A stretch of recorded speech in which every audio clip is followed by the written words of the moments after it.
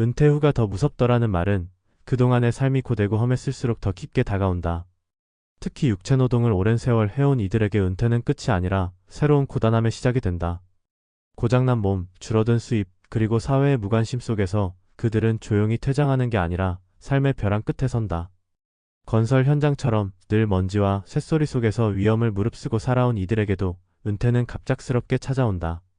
예고는 있었지만 대비는 어려웠고 쌓아둔 것보다 놓친 시간이 더 많았기에 이제는 하루하루를 버티는 것이 생존이 되었다.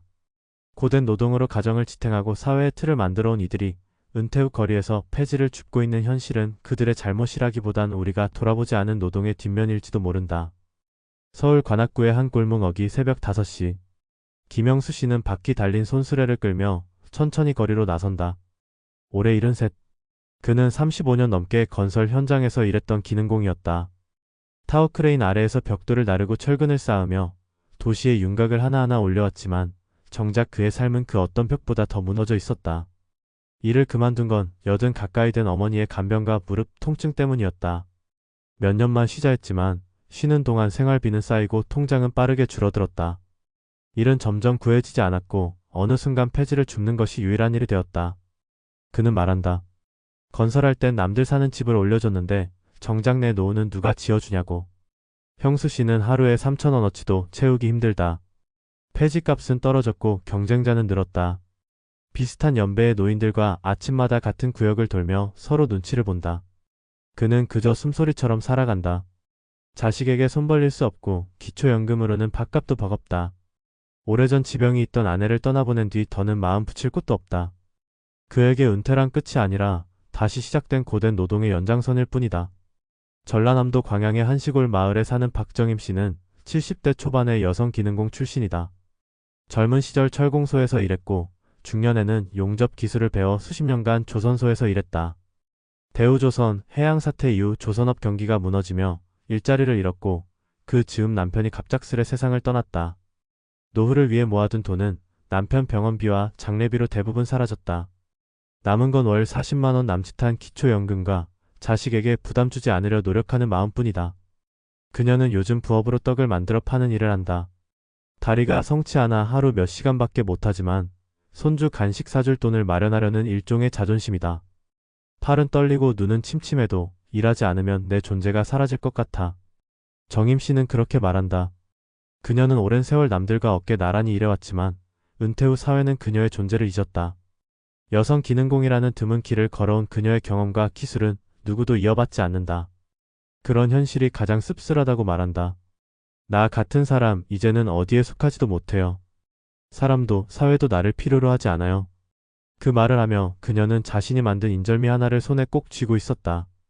마치 그 작은 떡 하나가 자신의 존재를 증명해주는 마지막 증표인 양. 경기도 안양에 사는 한홍철 씨는 은퇴 후에도 한동안은 괜찮았다. 그는 60대 중반까지 건설장비 운전사로 일했다. 굴삭기와 불도저를 능숙하게 몰며 중장비 자격증도 여러 개 땄고 후배들을 가르치는 일도 했다. 그가 일을 놓은 건 척추 수술 이후 몸이 말을 듣지 않게 되면서였다. 보상은커녕 산재 처리도 제대로 받지 못했다. 동료들은 흩어졌고 보험은 이미 예전 해약했다. 무릎 연골이 닳고 허리 디스크가 재발하면서 그는 걷는 것도 힘들어졌다. 의료비는 빠르게 늘어났고 부부가 쓸 수 있는 돈은 매달 줄어들었다. 아내는 폐지 수거를 반대했지만 결국 홍철 씨는 새벽에 몰래 나가 거리로 나선다. 쓰레기 더미를 뒤지면서도 내가 이렇게 될 줄은 몰랐다며 허탈한 웃음을 지었다.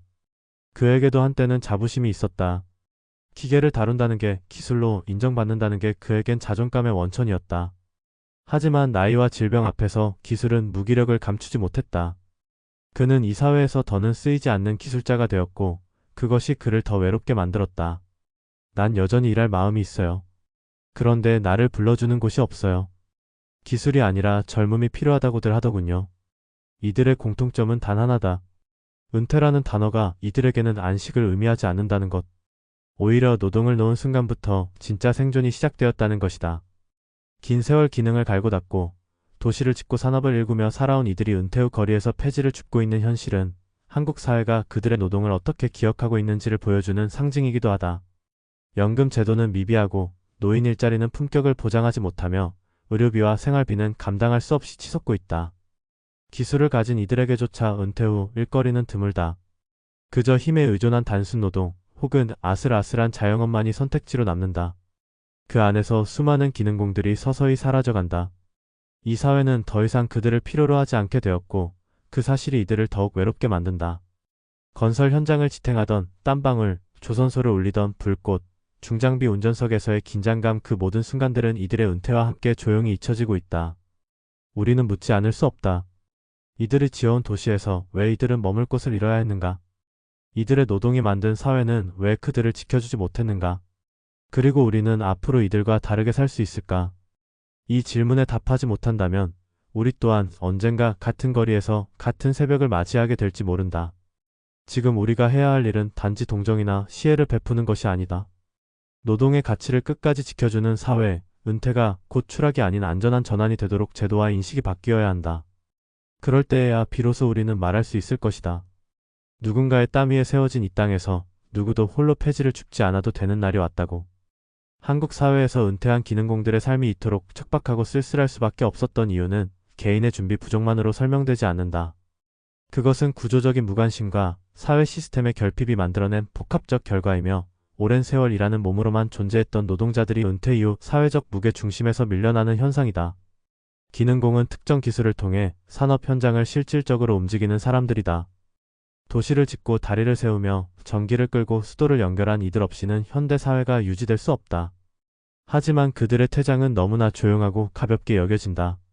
기술의 진화와 산업 구조의 재편 속에서 숙련된 기능은 더 이상 대체 불가능한 자산으로 평가되지 않으며 은퇴한 기술자는 경제 시스템 안에서 아무런 활용 가치를 가지지 못한 존재로 전락한다.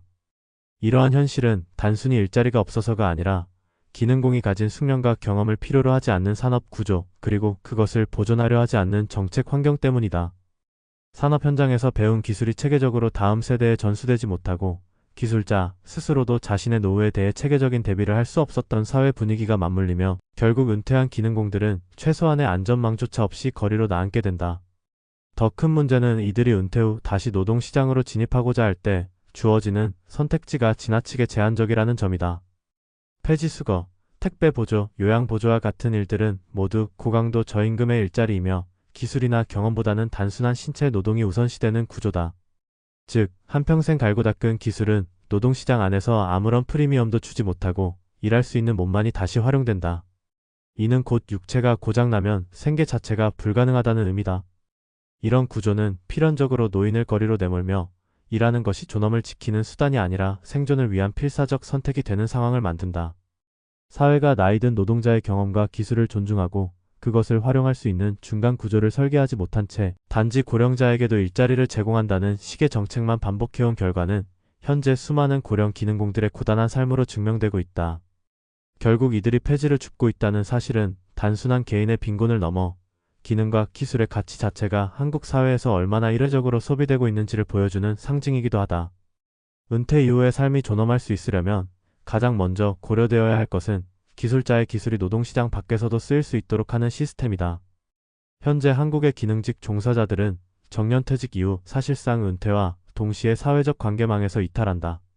기술 교육이나 후배 양성, 멘토링과 같은 구조가 형식적으로 존재할 뿐 실제 기능공의 삶에 실질적 도움이 되는 장치는 거의 없다. 정부가 추진하는 고령자 일자리 사업도 단순한 예산 투입과 행정 절차에 집중되어 있으며 당사자의 경력과 척성을 고려한 매칭 시스템이 부재한 상황이다. 예컨대 은퇴한 용접 기능공이 청년 기술자에게 실제 작업 노하우를 전수할 수 있는 구조, 건설 현장을 경험한 선배가 시공 안전 관리나 품질 감독 역할을 맡을 수 있도록 재설계된 일자리가 만들어져야 한다. 이는 단지 고령자의 생계 수단 마련이 아니라 국가 산업 기술의 연속성과 품질 관리 차원에서도 반드시 필요한 일이다. 기술은 문서나 매뉴얼만으로 완전하게 계승되지 않는다. 손끝의 감각, 위기 상황에서의 직관, 작업 중 판단력 등은 현장에서 직접 몸으로 익힌 사람만이 전할 수 있는 것이며 이것이 사라지는 순간 우리는 산업적 기반을 스스로 약화시키는 셈이 된다. 다음으로 필요한 것은 은퇴 전 단계에서부터의 체계적인 전환 교육과 재정 계획 설계다. 대부분의 기능공들은 긴 시간 동안 하루 단위 수당이나 일용직 형태로 일을 하면서도 미래에 대한 구체적인 금융 계획이나 건강 관리에 대해서는 체계적인 정보를 받지 못한다.